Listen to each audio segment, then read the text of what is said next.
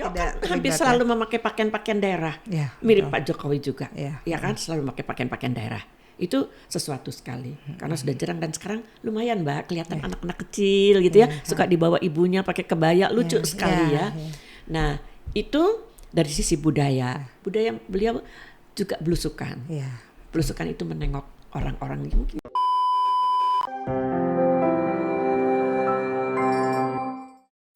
Selamat datang di podcast Rumah Bersama Plan Rakyat Bandung. Kembali kita hadir dan kali ini kita kedatangan tamu narasumber yang luar biasa. Ini benar-benar luar biasa, nggak lebay ya karena saya sudah ngejar-ngejar lama. Saya perkenalkan dengan Mbak Melo ya. Mari Mbak Melo, tolong perkenalkan ya ke tamu-tamu kita. Saya boleh spill ya, Mbak Melo ini adalah adik dari Ibu Ainun Habibie, ibu negara kita dulu ya, dengan Presiden Pak B.J. Habibie.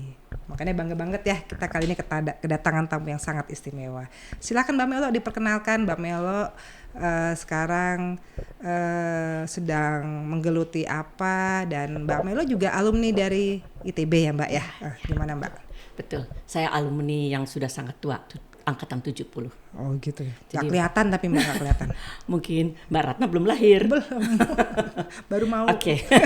belum ibunya juga mungkin belum nikah ini waktu itu. Oke, saya Melok Besari ya. Saya kebetulan ketua dari sebuah komunitas, yaitu komunitas Cinta Budaya Nusantara, yang biasa disebut juga dengan CBN. Oke, Mbak. Ya. Jadi kita bergerak di budaya. Ya. Budaya itu luas Mbak. Betul. Tapi orang suka berpikir yang namanya budaya itu hanya tentang kesenian. Tapi betul. Bukan. Ya. Jadi CBN lahir tahun 2019. Berakte legal ya, legal. Ya. Itu tanggal 17 Agustus. Kenapa tanggal 17 Agustus? Supaya gampang ngingetnya. Ya. Dan jadi ini dengan kebangkitan Indonesia. Ya. Okay. Dan itu idenya kan Mbak pendirinya nih. Ya, kita berdua belas pendirinya. Ya. Dan kenapa ide dasarnya pengen mendirikan CBN? Melihat ini aja, keprihatinan bangsa kita yang kelihatannya nasionalismenya sangat rendah. Oh gitu ya. Kalau kita punya nasionalisme, berarti kebanggaan bahwa kita orang Indonesia itu harus bangga. Kita harus punya identitas. Salah satu identitasnya itu adalah kalau untuk kaum wanita kan kebaya, pakaian. Iya. Kayak sekarang Mbak Melo ya. Jadi kalau kita pergi kemana orang berkebaya, ini pasti orang Indonesia. Walaupun ada negara lain yang memakai kebaya juga mirip, mirip ya. Tidak apa-apa. Itu saudara kita, tidak apa-apa. Cuman pasti ada bedanya sedikit. Orang juga akan tahu, ya kan? Itu tentang CBN saat ini. Jadi kita diantaranya kegiatannya begitu ya, kita bermain angklung, kemudian kita melakukan kebaya walk. Oh gitu. Setiap dulu seminggu sekali, kemudian kebetulan pandemi kita jadi berubah menjadi 2 minggu sekali. Karena kasihan juga ya mereka kalau hari Minggu harus keluar dari rumah, keluarganya kan menanti-nanti di rumah ya. Itu. Nah, kita bergerak di budaya. Budaya itu apa saja banyak sekali, Mbak. Betul. Budaya belajar. Ya, betul ya. Budaya tentang etika. Tentang segala sesuatu yang berkaitan dengan tradisional. Betul. Ya kan? Itu semua hampir hilang. Jadi Mbak prihatin ya. Prihatin. Jadi berdiri karena keprihatinan karena keprihatinan khususnya untuk kotaku yang harusnya sangat indah, Kota Bandung yang indah, Kota Bandung dan secara umum Jawa Barat, itu saya sangat prihatin, Mbak. Akhir-akhir ini apa coba Mbak yang bikin prihatin? Apa tuh Mbak? Sampah. Oh, bener sih Mbak, bener. Itu padahal juga kaitannya dengan budaya ya, budaya malu ya, budaya bersih dong, budaya sehat. Betul. Ya. Nanti dipikir orang Indonesia tidak berbudaya dalam hal sampah ya, dalam hal kebersihan ya. Yang namanya sampah di mana-mana, sampai saya pergi, saya ingin tahu apa sih yang terjadi, gitu loh. Kalau dibilang itu kebakaran dan lain-lain, oke. Tapi sebetulnya dari saya lahir 70 tahun lebih yang lalu sampai sekarang kok nggak ada kemajuan. Gitu. Bahkan berganti-ganti pemerintahnya. Pemerintah nggak ada kemajuan. Apa yang terjadi? Saya pergilah ke sana Mbak, ke TPA. Oh gitu, sampai langsung ke TPA ya Mbak ya? Mbak. Luar biasa, ini benar-benar militan sejati ya. Nanti saya kasih fotonya ya, saya di sana dengan beberapa teman-teman komunitas lain. Jadi saya bilang kalau untuk Bandung ya jangan cuma CBN dong yang ngurus, ya harus rame-rame ini kita ngurusnya. Menggandeng organ lain ya? Organisasi lain, komunitas lain yang juga sefaham. Dan sebetulnya banyak, tapi mungkin kebanyakan udah ngurus-ngurus, aduh mentok. Karena kan biasanya kita terkait dengan kebijaksanaan, kebijaksanaan kadang-kadang yang tidak tertulis, kemudian dana, ya kan? Kan mau kemana-mana kita perlu dana dan lain-lain, itu sangat terbatas. Ya. Tapi mudah-mudahan untuk legislatif yang akan datang ini yang banyak orang muda katanya itu pahamlah, bisalah kita membenahi Bandung khususnya. Dan Jawa Barat pada umumnya. Malu dong sama tetangga Jawa Tengah, Jawa Timur dan tempat-tempat lain. Dan problemnya Jawa Barat ini sangat padat ya Mbak ya. Ya betul. Nah semoga nanti ada yang denger ya calon-calon legislatif ya. Banyak nih teman-teman saya, kemarin juga saya ketemu dengan teman-teman dari PSI yang mencalekkan diri gitu ya. Yang katanya anak muda ya. Mas, Anda titip Kota Bandung nih. Dan semoga ini didengar semuanya dalam arti yang kita masyarakat biasa amin. Yang tidak terlibat dengan partai politik pun juga harus peduli ya Mbak ya. Oh iya, justru itu harus peduli, sangat harus peduli. Jangan berurusan dengan partai politik lah, politik kan udah punya kesibukan sendiri. Ini kita aja kita minta tolong, partai tolong dong nih. Ya, betul. Jadi kegiatannya selain mempertunjukkan bahwa kita punya ciri khas identitas dengan berkebaya, terus juga dengan alat musik ya Mbak ya. Termasuk juga mungkin dengan apa? Saya kebetulan juga ketua himpunan Kolintang ya, Pingkan disingkatnya. Kolintang itu di Jawa Barat. Sementara Kolintang itu adalah alat musik khasnya, tradisionalnya orang Sulawesi Utara. Sebenarnya gitu. Dan itu goes to UNESCO. Ya seperti kebaya juga kan goes to UNESCO ya. Jadi itu seperti itu. Dan masalahnya mahal Mbak alatnya itu. Harganya mahal. Ya, tapi ya alhamdulillah, jadi kita suka kalau ada acara atau apa kita tampil ya, itu Kolintang. Selain itu juga adalah kita dengan berbagai, ada juga dengan perhimpunan wanita tulangnya yang kropos itu loh Mbak, disebut dengan Perwatusi itu juga. Jadi kita sering mengadakan senam-senam gitu dengan ibu-ibu. Ya sebetulnya jangan ibu-ibu, semua aja gitu kan, soalnya pasti keropos sih. Ya kan? Pokoknya ini Mbak Melok nih tipe wanita yang gak bisa diem saya lihat ya, yang luar biasa. Dan terutama benar-benar memperhatikan masalah bangsa ya dari segi budaya ya. Saya sangat prihatin dengan kualitas nasionalisme. Adik-adik, cucu-cucu kita ini gitu ya. Jadi generasi muda supaya sadar lagi mengenai budaya kita tuh indah banget ya Mbak padahal ya. Kadang-kadang ada yang nggak bisa nyanyi Indonesia Raya loh. Aduh tuh keterlaluan itu ya. Coba mengerikan kan gitu. Jadi emang sudah. Dan juga mungkin kepada ibu-ibu ya, ibu-ibu muda harus mengajarkan itu kepada anaknya. Betul. Kepada anaknya, karena itu penting sekali.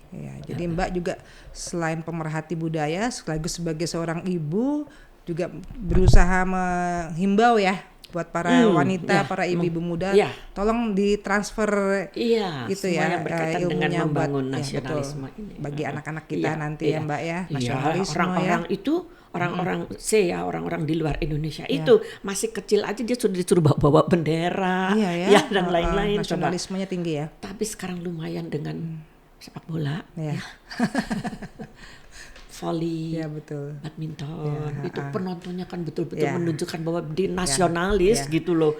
Aduh itu saya kalau nonton begitu suka mau nangis gitu. Kalau olahraga alhamdulillah mungkin udah oke ya. Sekarang tinggal masalah budayanya ya. Jadi harus banyak dilakukan. Betul ya Mbak. Itu. Berarti tadi Mbak sempat menyinggung coba Jawa Barat lihat dong dari tetangga, misalnya Jawa Tengah ya. Sekarang kaitannya dengan Jawa Tengah. Mbak juga menyaksikan Jawa Tengah semakin sekarang ya. Seperti di Banyumas itu sudah bisa menanggulangi sampah, ya kan? Masuk di TV ada. Kemudian Semarang itu kinclong Mbak. Dulu kan perlimaan itu ya Mbak, itu kok penuh dengan tukang dagang. Terus kalau malam itu orang pada duduk-duduk di situ, itu sudah bersih. Keren ya sekarang Mbak. Keren banget, bersih. Jadi valid ya Mbak, jadi menyaksikan saya sendiri ya. Waktu itu kebetulan ke Semarang acara keluarga, tapi wah saya harus store jarak lari nih, jarak lari. Jadi saya lari di sana. Nih by the way nih pemirsa nih Mbak Melok ini biarpun usianya sudah 73 tapi pelari loh ini, masih lari sampai sekarang. Larinya nggak kenceng sih, pelan-pelan. Tetap aja. Yang tadi yang di Semarang itu ya lari ya. Saya lari karena saya harus store karena virtual waktu itu kan zaman-zaman pandemi gitu. Sedang banyak virtual run yang 100 kilo, yang berapa kilo. Jadi saya harus lari gitu. Jadi saya melihat sendiri. Gara-gara itu lihat ya. Melihat sendiri betapa bersihnya, baguslah gitu ya. Dan itu kenapa saya tanyain soal Jawa Tengah, karena berkaitan ya dengan pilihan politik nih sekarang kan zaman pilpres ya. Berarti saya sebagai pribadi nih ya, betul. CBN tidak berpolitik, betul. tetapi bahwa kita harus melihat, jangan salah pilih gitu kan. Jadi pilihan Mbak ke kepada si rambut putih seperti pengarahan Pak Jokowi kan. Gitu ya. Betul ya Mbak ya. Apalagi Mbak udah menyaksikan ya Jawa Tengah di bawah pimpinannya Pak Ganjar, luar biasa ya. Dasarnya. Jadi secara track record, hasil kerjanya jelas kelihatan. Kemudian kalau ada kekurangannya namanya juga manusia ya. Pasti belum ada pun dimanapun yang sempurna. Yang sempurna gitu.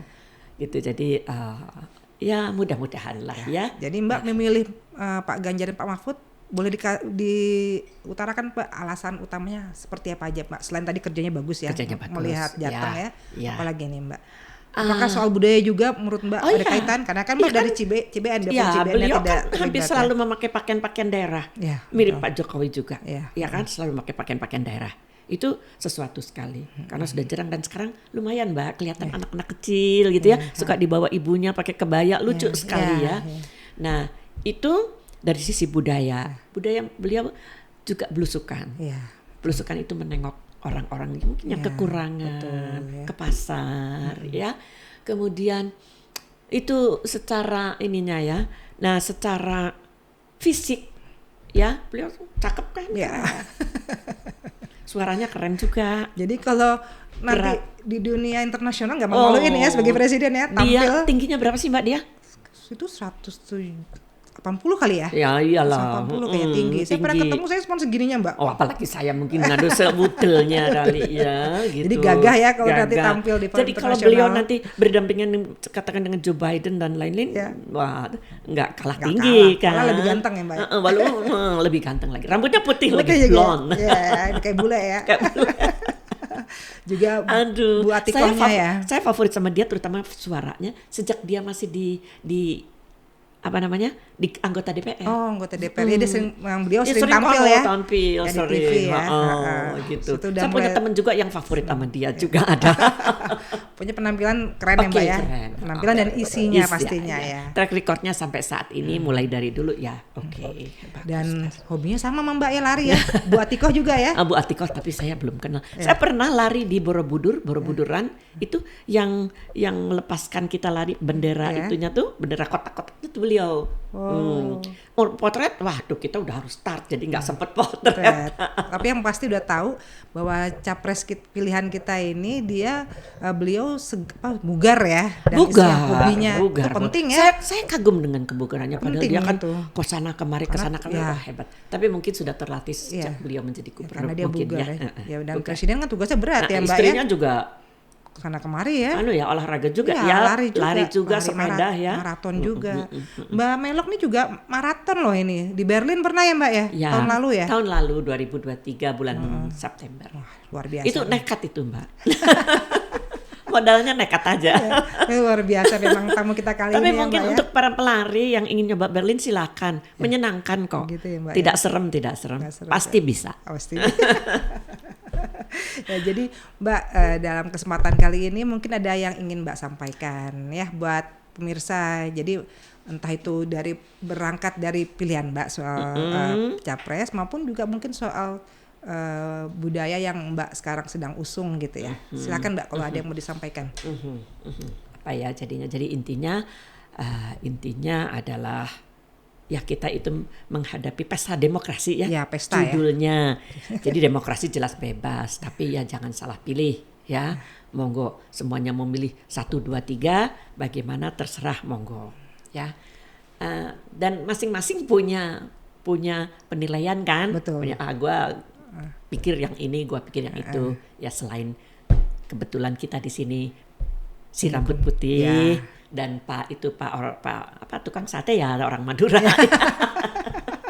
Pak Mahfud maaf ya, saya bilang tukang sate. Gak apa-apa Pak, tukang sate juga bisa jadi miliuner kok. Iya betul. Jadi seperti itu, walaupun sebetulnya CBN tidak bergerak di bidang politik, ya tidak bergerak, tidak berpihak kepada partai mana. Walaupun ada di kita yang anggota dari PDIP, dari mana ada, nggak apa-apa silakan aja. Bebas gitu. Bebas. Dia boleh cerita sama kita tentang gimana-gimananya, nggak ada masalah. Bebas memilih. Ya kita mendoakan juga untuk si calon-calon caleg silakan aja. Cuman titip Indonesia. Jangan dipakai main-main. Jangan dipakai main-main, ini negara besar loh. Betul, semua orang tuh ngincer kita loh karena kita kaya ya. Semua orang tuh semua negara maksudnya mengincar kita. Jadi silakan memilih, cuman pesan saya jangan salah pilih. Pakai hati nurani. Iya, pakai hati nurani, pakai pikiran ya.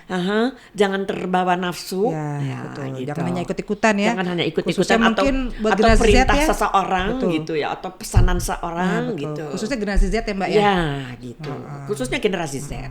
Ya ini generasi Z banyak banget ya, paling banyak berapa persen? Hampir 50% kan. Jadi kan satu budaya kan budaya membaca ya Mbak ya. Ya iya. Iya, tolonglah generasi Z baca baca yang lengkap. Jangan hanya percaya dengan yang berseliweran di medsos. Boleh discuss gitu ya. Jadi budaya ini luas sekali ya Mbak. Luas sekali dan mungkin sekarang kami CBN dan kawan-kawan itu sedang mempersiapkan untuk membenahi kebersihan lingkungan kita, kemudian tentang tata kerama berkendaraan, tata kerama berdagang, ya kan, karena banyak sekali pedagang-pedagang yang datang, tata kerama nge-grab, iya. Karena mereka mangkal di mana-mana Mbak, gitu. Bikin lapak tidur di situ, ya kan? Jadi memang banyak banget PR kita ya Mbak ya, banyak banget ya. Kalau cuman kita ya nggak bisa kan ya. Betul. Kita ini seluruh bangsa lah harusnya calon-calon, khususnya pemegang kebijakan ya. Calon-calon Pemkot, calon-calon Pemda ya. Gitu kita caleg-caleg. Aduh. Gitu, oke. Ya Pak, ya maaf nih, saya bukan ngajarin, cuman saya sebagai rakyat jelata di sini rasanya malu punya kota yang Braga itu ikon. Ya, betul. Ya. Sekarang jadi kayak gitu. Ya betul, sampah memang menurut koordinator sampahnya yang di TPA sana mengatakan memang masalah setelah kebakaran dan lain-lain, kemudian terjadi longsor dan lain-lain. Jadi ada caranya, tapi sampahnya sudah terlalu banyak. Yang tadinya direncanakan hanya 2 juta ton per hari, sekarang jadi 14 juta ton. Kan pertanyaan, Bay. Udah masalah berat ini, betul. Gitu. Mbak, benar. Gitu Mbak. Jadi luar biasa Mbak Melok ini, kalau kita bincang-bincang bisa lama Mbak sebenarnya ya. Saya udah pesen jangan lama-lama loh. Gitu ya. Karena Mbak Melok ini sibuk ya. Tadi aja udah diberitahu kan betapa banyak ini ya yang Mbak Melok organisasi yang didirikannya kan ada beberapa ya. Jadi ya bukan kita didirikan, dikerjain ya. Jadi sama kita ketua pusat gitu. Nah itu kan pusing tuh Mbak ya. Dan untuk itu pun masih peduli ya untuk mendatang kemari menyampaikan pikirannya ya Mbak ya. Insya Allah ingin menularkan lah sama yang muda-muda ini. Ayo, gak bisa kita cuma mempercayakan atau mengharapkan bahwa misalnya sampah itu mereka udah aturannya gini-gini pasti beres dari pemerintah kota, kan nggak bisa. Kita kan harus juga melakukan sampah yang ini terbukti ya Mbak ya memang belum beres-beres. Berarti emang kita dan harus yang lebih mengerikan di gunung sampah itu di TPA itu sehari 800 orang pemulung. Memulungi itu kok sampah plastik apa. Dan itu di zaman pandemi tidak sepi, tetap banyak ya. Kan mengerikan Mbak. Jadi kompleks ya Mbak ya masalahnya Mbak ya. Betul. Jadi bahkan perbincangan kita asik banget ya, dari kebaya kolintang sampai sampah ya Mbak ya. Sampah sampai presiden. Sampai presiden. Dan itu semua membutuh presiden dan wakil presiden yang peduli kepada semuanya, segalanya berkualitas dan, ya. Iya. Dan kalau tidak ada nasionalisme ini tidak akan bisa jalan. Dan terbukti ya kalau Pak Ganjar, Pak Mahfud nasionalismenya nggak perlu diragukan lagi ya Mbak ya. Terutama memerangi koruptor itu ya. Betul ya. Itu bukan budaya kita soalnya sebenarnya ya. Iya tapi udah, aduh. Pak Mahfud selamat ya nanti. Oke, Mbak Melo makasih banyak ya juga, sudah hadir di tempat kita RBPR. Semoga semua yang Mbak lakukan untuk bangsa ini semakin lancar jaya Mbak ya. Amin. Dan semakin banyak generasi Z yang terinspirasi dan melakukannya. Ya, betul, itu sekali itu yang penting saya kira ya. Oke, terima kasih banyak Mbak ya. Sama-sama. Sehat-sehat selalu. Sukses juga untuk podcast Pelayan Rakyat ini ya. Oke. Terima kasih sudah menyaksikan podcast Rumah Bersama Pelayan Rakyat dan sampai jumpa lagi dengan tamu-tamu yang tidak kalah dahsyat untuk selanjutnya. Salam 3 jari.